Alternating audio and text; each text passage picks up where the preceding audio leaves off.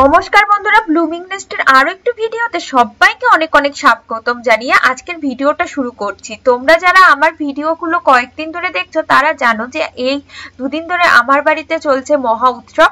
তো তার জন্য এর আগে লীলা কীর্তন হয়েছে আর তারপরে হয়েছে 24 ঘন্টার নাম সংকীর্তন। তো আজকে নামের শেষে হচ্ছে এই উৎসব সমাপ্তির জন্য করা হয় শ্রীকৃষ্ণের ভোগ আরতি আর ভোগ রাগ। তো সেই উৎসবেই উৎসব আজকে শেষ বলে সবার মনটাও একটু খারাপ, সত্যি কথা বলতে। তোমাদেরকে আগেই বলেছি এই উৎসবের জন্য সারা বছর অপেক্ষা করে থাকি, কিন্তু যখন উৎসব আসে এত তাড়াতাড়ি সময়টা শেষ হয়ে যায়, তাই মনটাও একটু খারাপ হয়ে যায়। তবে তার আগেও অনেক কিছুই বাকি আছে যেগুলো তোমাদের সাথে আস্তে আস্তে শেয়ার করব। তো দেখো, সকালবেলা হচ্ছে নামের 6টা অবধি নাম চলেছে, আর নামে শেষ হওয়ার পরে সবাই গিয়েছিল নগর কীর্তনের জন্য। নামের সমাপ্তি এভাবেই ঘটে, তোমরা জানো যারা দেখো অলরেডি। আর আমি যেহেতু পুচকু ছোট পুত, আমি আর যেতে পারি না, কয়েক বছর হয়ে গেছে, যে ক বছর ধরে মেয়ে ছোট। নাহলে আগে প্রত্যেক বছর এরকম যখন নাম হয়ে যেত এই নাম নগর কীর্তনে যেতাম। আর এখন নগর কীর্তন করে সবাই বাড়ি ফিরে এসছে।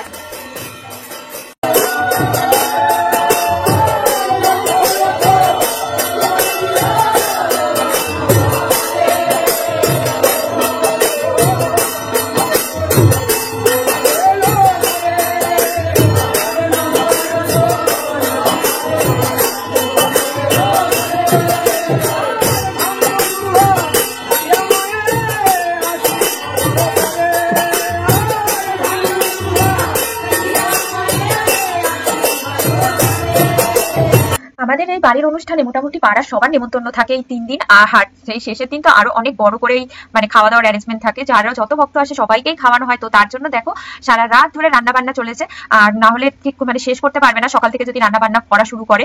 তো দেখো এখন বাজে এই কটা, 8:30 9টা মতন। আমরা সকালে জল খাবার খাওয়ার জন্য একটু ছাদে এসেছিলাম, এসে দেখি সব রান্না একদম কমপ্লিট হয়ে গেছে। তো সেটাই একটুখানি তোমাদের সাথে শেয়ার করলাম। আর নিচে এখন হচ্ছে আমরা মিষ্টির প্যাকেট করছি। লোক বসে খাওয়ার সাথে সাথে তো অনেককে পার্সেলও দিতে হয়, তার জন্য মিষ্টিগুলো প্যাকেট করছি এখন। আর এখন হচ্ছে চান টান করে রেডি হয়ে নেবো, নাহলে না মোটামুটি 10টা বাজলেই অনুষ্ঠান শুরু হয়ে যায়, ভোগারতি কীর্তন শুরু হয়ে যাবে। না হলে লোকজন তো 1টা 12টা 1টা থেকেই সাধু সন্ন্যাসী সেবা, তারপরে অন্য লোকজন চলে আসে। আর যেহেতু এখন শীতের বেলা, না হলে না কমপ্লিট করা যায় না, যে 4টে 5টার মধ্যে খাওয়া দাওয়া সব কমপ্লিট করা যায়, এতগুলো ব্যাচ বসে। তো তার জন্য প্রত্যেক বছর চেষ্টা করি যাতে 10টার মধ্যে সবকিছু আমরা কমপ্লিট করে নিই। 10টার মধ্যে কীর্তন শুরু হয়ে গেলে 12টার মধ্যে ভোগারতি হয়ে যাবে, আর তারপরেই শুরু হবে খাওয়া দাওয়া।